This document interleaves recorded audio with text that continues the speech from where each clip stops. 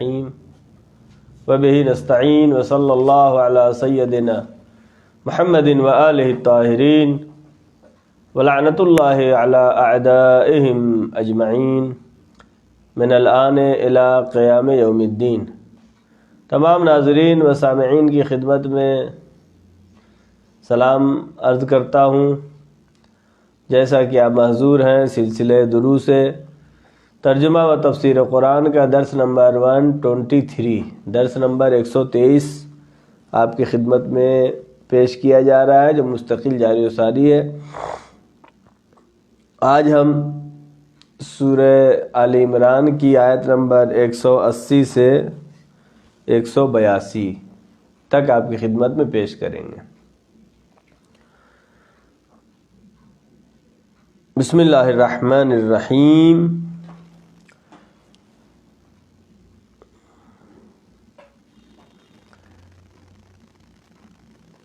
وَلَا يَحْسَبَنَّ الَّذِينَ يَبْخَلُونَ بِمَا آتَاهُمُ اللَّهُ مِنْ فَضْلِهِ هُوَ خَيْرًا لَهُمْ بَلْ هُوَ شَرٌّ لَهُمْ سَيُطَوَّقُونَ مَا بَخِلُوا بِهِ يَوْمَ الْقِيَامَةِ وَلِلَّهِ مِيرَاثُ السَّمَاوَاتِ وَالْأَرْضِ واللہ بما تعملون خبیر۔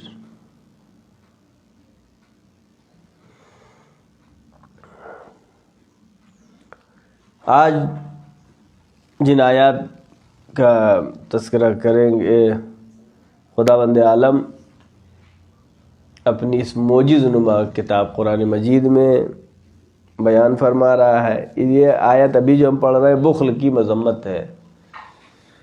وَلَا يَحْسَبَنَّ الَّذِينَ يَبْخَلُونَ، اور خیال نہ کریں، یہ نہ سمجھیں، وَلَا يَحْسَبَنَّ الَّذِينَ يَبْخَلُونَ، جو لوگ کنجوسی کرتے ہیں، جو لوگ بخل کرتے ہیں، وہ یہ نہ سمجھیں بِمَا آتَاهُمُ اللَّهُ مِنْ فَضْلِهِ هُوَ خَيْرًا لَهُمْ، وہ لوگ جو کہ اس چیز میں کنجوسی کر رہے ہیں، بخل کر رہے ہیں کہ اللہ نے دیا ہے، انسان خالی ہاتھ آیا ہے اور خالی ہاتھ جائے گا۔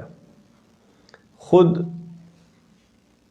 هو الغنی وانا الفقیر، وہ غنی مطلق ہے، انسان فقر محض ہے۔ بالکل ایک چھوٹی سی بیماری بھی آ گئی تو مقابلہ کرنے کی صلاحیت نہیں رکھتا۔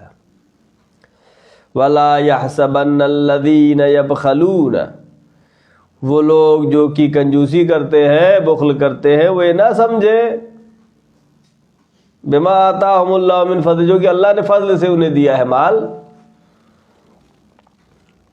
وہ کیا ہوا خیر لہم، وہ یہ نہ سمجھے کہ وہ ان کے لیے بہت اچھی چیز ہے، یہ بچا لیا بچا لیا بچا لیا، یہ نہ سمجھے کہ بڑا اچھا بہت اونچا کام کر لیا ہے، مستحقین تک کو حق نہیں پہنچایا، غریبوں کو نہیں دیا، یہ نہ سمجھے ہوا خیر لہم، یہ ان کے لیے اچھی چیز ہے، بل ہوا شر لہم،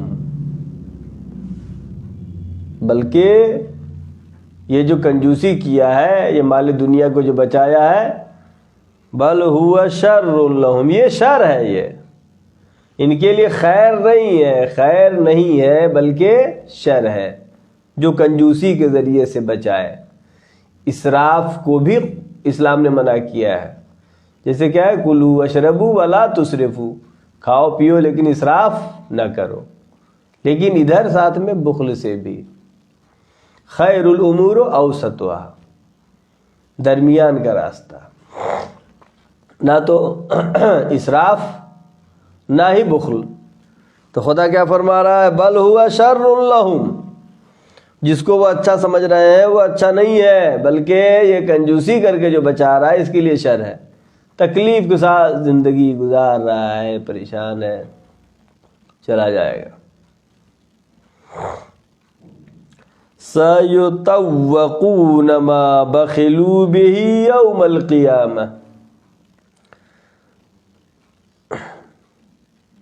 یہ بخل جو اس نے کیا، یہ مجسم اعمال، عمل یہ مجسم ہوگا. سَيُطَوَّقُونَ، یہ طوق کی شکل اختیار کر لے گا. ما بخلوا بہ یوم القیامہ، قیامت کے دن اس کے گلے کا طوق بن جائے گا. یہ جو کنجوسی کر کے بخل کر کے اس نے بچایا ہے، یہ اس کے گلے کا طوق بن جائے گا. وَلِلَّهِ مِيرَاثُ السَّمَاوَاتِ وَالْأَرْضِ وَاللَّهُ بِمَا تَعْمَلُونَ خَبِيرٌ. وَلِلَّهِ، اللہ کے لیے زمین اور آسمان کی میراث ہے، یعنی سب کچھ اللہ کے لیے ہے. وَاللَّهُ بِمَا تَعْمَلُونَ خَبِيرٌ، جو بھی تم کرتے ہو اللہ اس کو بہتر جانتا ہے. لہذا قرآن مجید میں اس طرح کی بہت سے موارد میں بیان ہوا ہے کہ یہ ہے نہیں صحیح ہے، یہ صحیح ہے، ایسا نہیں کرو ایسا کرو. جس کو ہم کہیں گے قرآن مجید کے پروگرام میں یہ ہے کہ جو غلط سوچ ہے لوگوں کے درمیان، غلط فکریں جو ہیں اس کو ختم کرنا. اس کا لیس البر، یہ نیکی نہیں ہے بلکہ یہ نیکی ہے. اس میں کیا کہا کہ جو کنجوسی کر رہے ہیں، مال کو بچا رہے ہیں، وہ سمجھ رہے ہیں کیا خیر اللہم، وہ سمجھ رہے ہیں کہ اچھا ہے ان کے لیے، بل هو شر لہم، خیر نہیں ان کے لیے بلکہ شر ہے.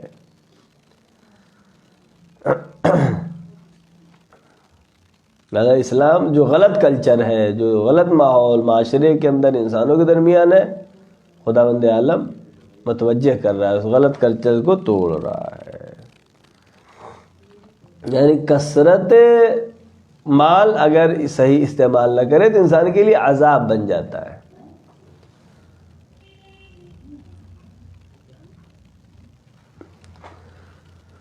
لہذا خداوند عالم نے ہر انسانی جتنی بھی ضروریات ہیں ان کی طرف متوجہ کیا ہے.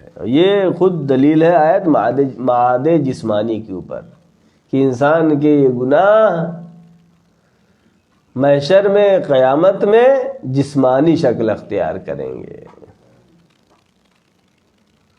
اور یہ جو مال اس نے بچایا ہے کنجوسی کر کے، اس کے گلے کا طوق بن جائیں گے.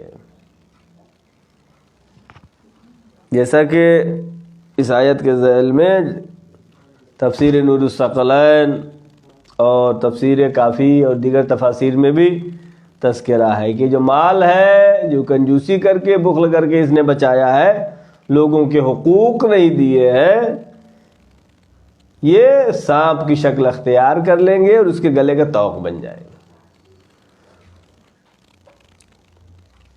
وَلِلَّهِ مِيرَاثُ السَّمَاوَاتِ وَالْأَرْضِ، جو کچھ بھی ہے اللہ کا ہے. انسان خالی ہاتھ آیا ہے، جیسے آیا ہے ویسے ہی جانا ہے. اس کے کام کیا آنے والا ہے، اس کے اعمال. تو جو حقوق ہیں ان کو ادا کرنا یہ اہم ہے، یہ بہت اہم ہے. اور جو نہیں ادا کرتے ہیں خداوند عالم پھر واپس لے لیتا ہے. جو اس کو مال دیا ہے، جو ثروت دیا ہے، جو نہیں ادا کرتے ہیں پھر وہ دوسرے پھر اپنے حالت پر واپس چلے جاتے ہیں. اب پڑھیں گے آیت نمبر 181.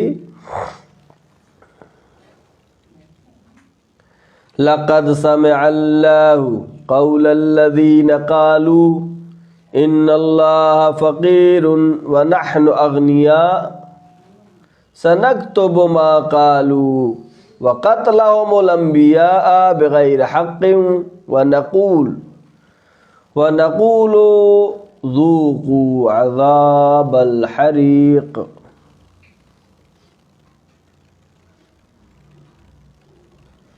لقد سمع اللہ، بالتحقیق خدا نے سنا، قول الذین قالوا، یہ ہم کو متوجہ کرنے کے لیے. خدا تو علیم ہے، خدا حکیم ہے، اور خدا ہر چیز پہ قادر ہے.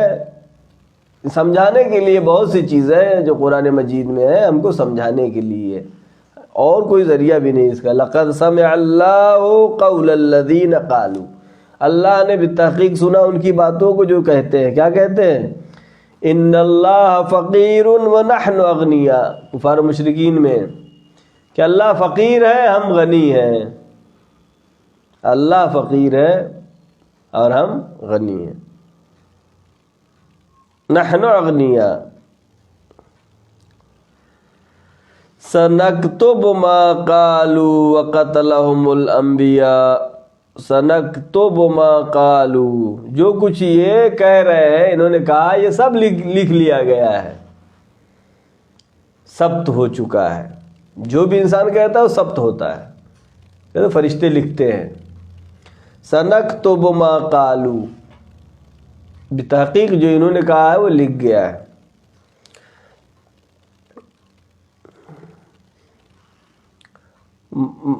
وَقَتَلَهُمُ الْأَنْبِيَاءَ بِغَيْرِ حَقٍّ، اور انہوں نے تو انبیاء کو بھی بغیر حق قتل کر دیا، ناحق قتل کر دیا انبیاء کو. البتہ انبیاء کا قتل کرنا ہمیشہ ناحق ہی ہوگا، تاکید کر رہا ہے قرآن مجید میں اللہ. وَقَتَلَهُمُ الْأَنْبِيَاءَ بِغَيْرِ حَقٍّ وَنَقُولُ ذُوقُوا عَذَابَ الْحَرِيقِ. تو اب جو ہے ان کے ان شرارت، اس شیطنت، اس سخت گناہ کی وجہ سے نقول، اور ہم کہیں گے ذوقوا عذاب الحریق. تم نے کل یہ کہا تھا ذوقوا عذاب الحریق، تب اس کے بدلے میں حریق، عذاب الحریق، جلانے والے عذاب تمہیں کیا مزہ چکھو. ذوقوا عذاب الحریق.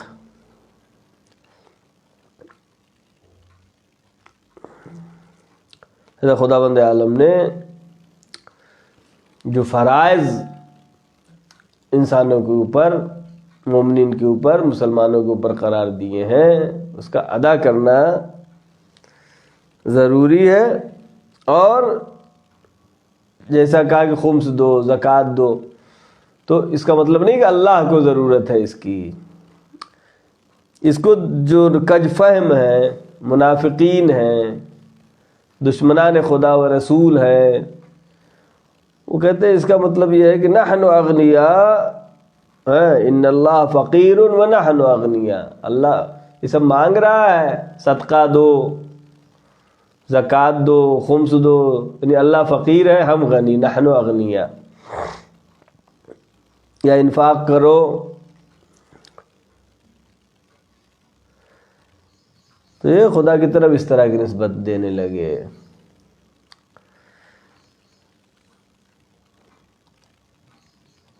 اور پھر آگے آیت کیا کہتی ہے؟ وَقَتَلَهُمُ الْأَنْبِيَاءَ بِغَيْرِ حَقٍّ، انہوں نے انبیاء کو قتل کر دیا ناحق. تو جو رسول اللہ کے زمانے میں یہودی تھے، انہوں نے انبیاء کا قتل تو نہیں کیا. وہ گزشتہ زمانے کے جو یہودی تھے انہوں نے قتل کیا. تو پھر آیت کیوں کہہ رہی ہے وَقَتَلَهُمُ الْأَنْبِيَاءَ، ان یہودیوں نے انبیاء کو قتل کیا؟ تو معلوم یہ ہوا کہ جو ان کے بزرگان نے، بنی اسرائیل نے انبیاء کو قتل کیا تو اس پر یہ راضی تھے. خود گناہ پہ راضی ہونا بھی گناہ ہے، مترادف وہی گناہ ہے. اگر اہل بیت پر جن لوگوں نے ظلم کیا ہے، امام حسین علیہ السلام اور ان کے اطفال کو کربلا کے میدان میں یزید نے شہید کیا، اس پہ جو لوگ راضی ہیں ان کے لیے بھی وہی ہے. وَقَتَلَهُمُ الْأَنْبِيَاءَ بِغَيْرِ حَقٍّ، یعنی انہوں نے تو قتل نہیں کیا ان یہودیوں نے، لیکن جنہوں نے قتل کیا ان کو یہ مانتے ہیں. لہذا اللہ کہہ رہا وَقَتَلَهُمُ الْأَنْبِيَاءَ، انہوں نے انبیاء کو قتل کیا ہے کیونکہ ان کے اس عمل پر راضی ہیں. خود راضی ہونا بھی کیا ہے؟ اسی میں شامل ہوتا ہے انسان. لہذا یہ سب عجیب و غریب باتیں اللہ کے لیے. نحن اغنیاء واللہ فقیر، ان اللہ فقیر ونحن اغنیاء، اللہ فقیر ہم غنی ہیں، اس طرح کی بکواس کی باتیں یہ کرتے ہیں.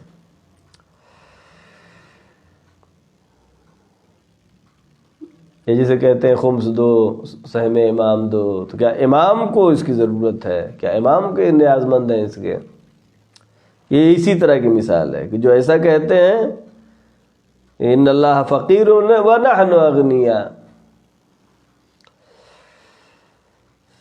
ذرا حال ہے کہ ائمہ معصومین کو ہمارے پیسے کی ضرورت نہیں ہے. اگر اللہ کا حکم ہو رہا ہے اور ہم کو دینا ہو رہا ہے تو یہ ہمارا امتحان ہے، ہم دیتے ہیں کہ نہیں دیتے ہیں، ان کو ضرورت نہیں ہے.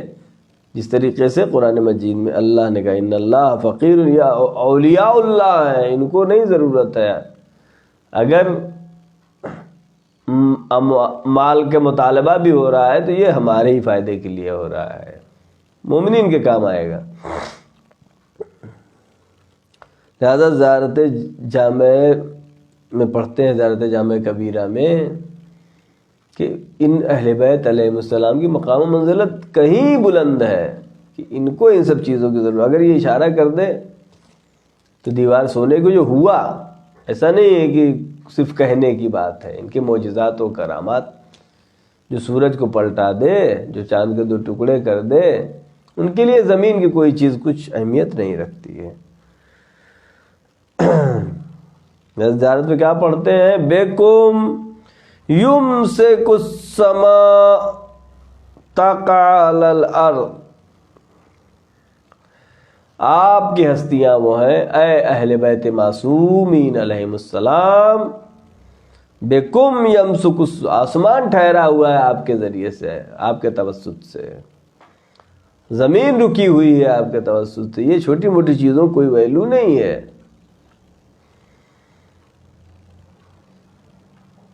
البتہ یہ خدا، ارادہ خدا سے، خدا بند عالم نے ان کو پاور دیا ہے، اہل بیت علیہ السلام کو، ائمہ معصومین علیہ السلام کو. بکم یمسک السماء وتقع الارض، آپ کے ذریعے سے زمین رکی ہے، آسمان ٹھہرا ہے.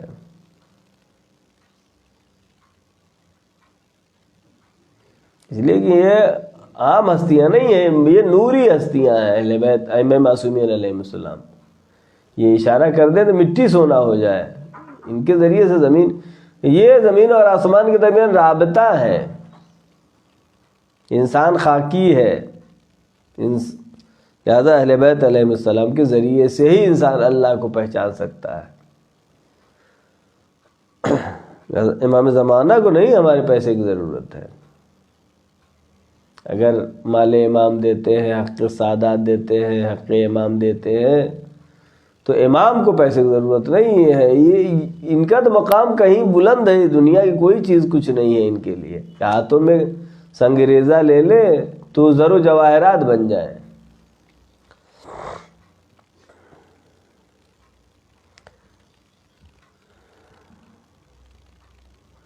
تو اس بارے میں پانچویں امام حضرت محمد باقر علیہ السلام نے فرمایا کہ جو اس طرح کی باتیں کرتے ہیں ہمارے بارے میں، ان کی مثال ایسے ہی ہے جو قرآن مجید میں آیت ہے.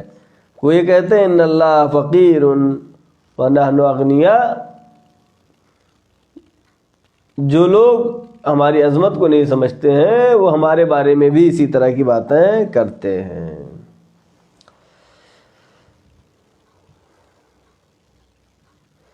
لہذا جو دنیا میں اسیر مال ہو گیا وہ آخرت میں بھی اسیر مال ہوگا. مال ہونا عیب نہیں ہے، دولت ہونا عیب نہیں ہے. دولت کا قیدی بن جانا، دنیا میں بہترین زندگی گزارنا بہت اچھی چیز ہے. ائمہ معصومین علیہ السلام نے بھی تاکید کیا ہے.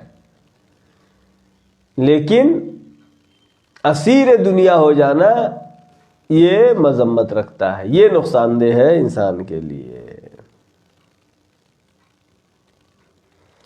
آیت نے کیا کہا کہ وَقَتَلَهُمُ الْأَنْبِيَاءُ بغیر حق، انہوں نے انبیاء کو قتل کیا ہے. یا میرے رسول، ان یہودیوں نے انبیاء کا قتل کیا ہے. حالانکہ رسول کے زمانے میں انبیاء کا قتل تو ان یہودیوں نے نہیں کیا تھا. کیا، جو کہ میں نے پہلے بھی تذکرہ کیا، کیونکہ ان کے اس فعل پر راضی ہیں اگر کسی ظالم کے ظلم پر ہم راضی ہیں تو ہم بھی اس گناہ میں شامل ہیں. لعن اللہ امتن قتلتکم ولعن اللہ امتن ظلمتکم ولعن اللہ امتن سمعت بذالک فرضیت بہ. انہوں نے سنا اور اس پہ راضی رہے، ان پر بھی لعنت. زیارت عاشورہ میں آپ پڑھتے ہیں. لہذا کسی گناہ پر راضی رہنا بھی انسان شریک گناہ ہے. لہذا شریعت میں، دین میں، مذہب میں جس طریقے سے امر بالمعروف ہے اسی طریقے سے نہی عن المنکر کا بھی تذکرہ ہے. یعنی چاہیے کہ انسان اس گناہ پہ راضی نہ رہے بلکہ اس کو روکنے کی کوشش کرے اپنی توان اور طاقت کے مطابق. لیکن اگر راضی ہے تو بھی گناہ میں شریک ہوگا. بس آخری آیت آج کی آیت نمبر 181.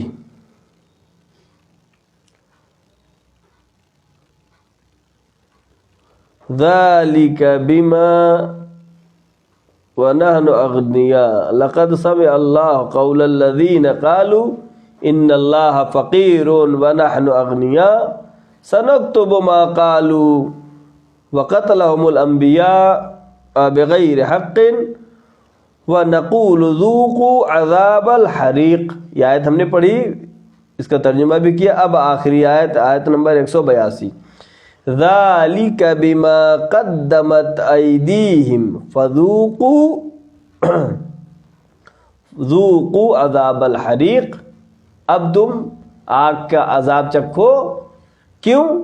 ذَلِكَ بِمَا قَدَّمَتْ أَيْدِيكُمْ. یہ جو کچھ بھی ہے تم نے اپنے ہاتھوں سے پہلے بھیجا ہے. آخرت کے لیے جو اعمال انسان نے کیا ہے وہی اہم ہے. ذَلِكَ بِمَا قَدَّمَتْ أَيْدِيكُمْ. یہ کہیں الگ سے عذاب نہیں آیا ہے. یہ عذاب حریق جو ہے یہ کہیں سے بن کے نہیں آیا ہے بلکہ یہ تمہارے ہی اعمال ہیں. ذَلِكَ بِمَا قَدَّمَتْ أَيْدِيكُمْ. یہ وہ ہے جو آپ نے اپنے ہاتھ سے پہلے بھیجا ہے. وَأَنَّ اللَّهَ لَيْسَ بِظَلَّامٍ لِلْعَبِيدِ. اللہ بندوں پر ظلم بھی نہیں کرتا. اللہ ظالم نہیں ہے، اللہ عادل ہے. اللہ عدالت کا حکم دیتا ہے. اسی لیے اللہ نے اپنے رہبر جو بھیجے، اللہ نے اپنے نمائندے جو بھیجے، اللہ نے اپنے خلفاء جو بھیجے، معصوم بھیجے ہیں تاکہ معصوم سے غلطی نہ ہو. جب غلطی نہیں ہوگی تو وہ ظلم نہیں کرے گا، گناہ نہیں کرے گا. جو کچھ بھی تم نے بھیجا ہے انسان اس کو کیا ہے؟ فذوقوا عذاب الحریق. عذاب حریق چکھو. وَلَيْسَ بِظَلَّامٍ لِلْعَبِيدِ. یعنی انسان جو ہے جو بھی مشکلات ہیں، جو بھی پریشانیاں ہیں، جو بھی عذاب ہے، جو بھی گناہ، جتنے بھی شر ہیں، یہ سب انسان خود وجود میں لاتا ہے. جتنی بھی بیماریاں ہیں، جتنی پریشانیاں ہیں، زلزلہ ہے، طوفان ہے، سیلاب ہے، یہ سب شر جتنے انسان اپنی غلطی کی وجہ سے انجام دیتا ہے. آخر میں دعا کرتے ہیں پروردگارہ محمد و آل محمد صدقے میں چاہدہ معصومین علیہ السلام کے صدقے میں ہماری اس مختصر سی عبادت کو قبول فرما. پروردگارہ محمد و آل محمد صدقے میں ایام عزا شروع ہو رہے ہیں. پروردگارہ ہم جو بھی غم حسین جتنا اپنی توان کے مطابق معبود ہم انجام دیتے ہیں، پروردگارہ اپنی بارگاہ میں شرف قبولیت عطا فرما. ہم کو زیادہ سے زیادہ توفیق دے کہ ہم شہزادی کونین کو ان کے لال کا پرسہ دے سکیں. پروردگارہ محمد و آل محمد کے صدقے میں جو بھی پریشان حال ہے ان کی پریشانیوں کو برطرف فرما. معبود جو مریض ہے ان کو شفائے کامل و عاجل عطا فرما. جہاں جہاں بھی شیعہ حیدر کران ہیں، جہاں بھی مسلمان ہیں، ان کی جان و مال عزت و آبرو کی حفاظت فرما. پروردگارہ پرچم اسلام کو سربلند فرما، پرچم کفر و نفاق کو سرنگو فرما. علماء اکرام، مراجع اکرام، بالاخص آیت اللہ سیستانی مقام معظم رہبری کی حفاظت فرما. پروردگارہ محمد و آل محمد صدقے میں ہمارے تمام گناہ صغیرہ و کبیرہ کو معاف فرما. ہمارے امام زمانہ کے ظہور میں تعجیل فرما. ہم سب کو ان کے یاور و انصار میں شمار فرما. وآخر الدعوانا ان الحمد للہ رب العالمین. والسلام علیکم ورحمۃ اللہ وبرکاتہ.